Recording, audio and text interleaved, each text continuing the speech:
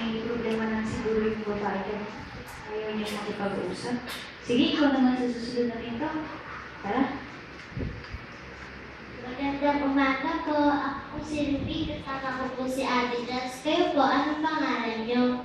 Ako si Ate Kat. Pasensya na kayo sa kapitbahay namin. Galing talaga yan sa inyo. Sinasabi niyo kasi na iisa lang ang tunay na reliyon. Bakit niya ba sinasabi yun? Yun po pala ang dahilan. Ang totoo po, hindi po kami ang nagsabi nun, kundi ang Biblia. Okay lang po ba? At next, ipasa niyo po yung nasa Efeso 4:4-5.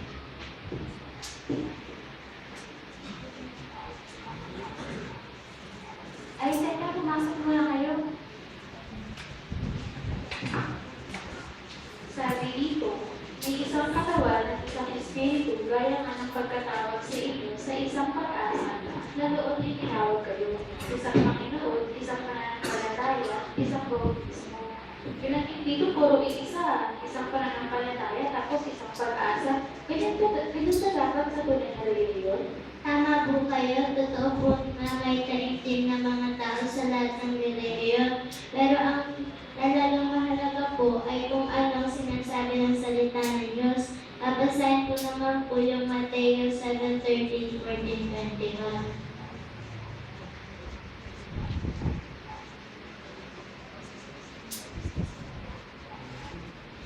Pasok kayo sa makipot na pinto ang daan, sapagkat malapad at maluwang ang daan na umaakay patungo sa pagkabuksa, at marami ang mga pumapasok dito.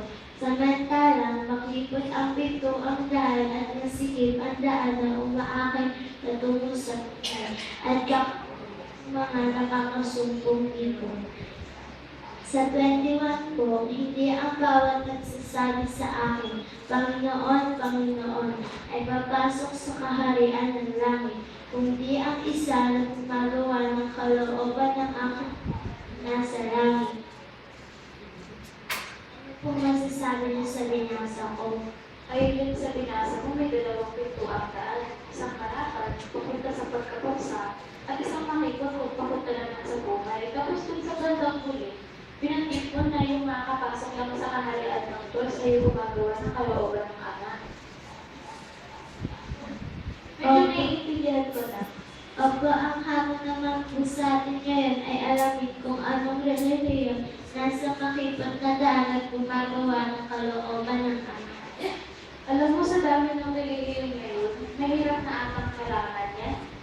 Mayroon pong 7 paraan o ginagawa ang relihiyong iyon.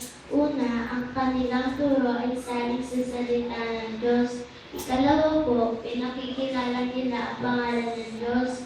Ikatlo, may tunay na pananampalataya sila kay Jesus. Sa tingin ko, lahat naman yata ang na ginagawa nila yun. Ika-apat po, isinasabuhay nila ang pamatay ng Diyos at hindi panlabas na anyo lamang. Ika-5 po, ang mga miyembro nito ay tunay na nag-iibigan sa isa't isa. Ano naman yung pang-anim at saka yung pang-7? Ang ika-6 po, ang mga miyembro nito ay tunay na hiwalay sa sanlibutan, hindi sangkot sa politika at anumang peta ng laman. Ang ika-7 po, babasahin ko po sa Mateo 24:40. At ang mabuting balitang ito ay ng kaharian ay ipangangaral sa buong tinatahan ng lupa bilang patotoo sa lahat ng mga bansa, at kung magkagayon ay darating ang wakas. Ang ika-7 po, ang mga miyembro nito ay aktibong mga saksi tungkol sa kaharian ng Diyos. Yung huli, parang kayo lang yata yung nakakagawa na. Noon naman akong lahat ng sinabi mo, pero paano naman ako pwedeng maging membro ng relihiyong yun? Napakagandang tanong po yan. Sagutin naman po na ibang pagkakataon itong aklat ng ano ba talaga ang tinuturo ng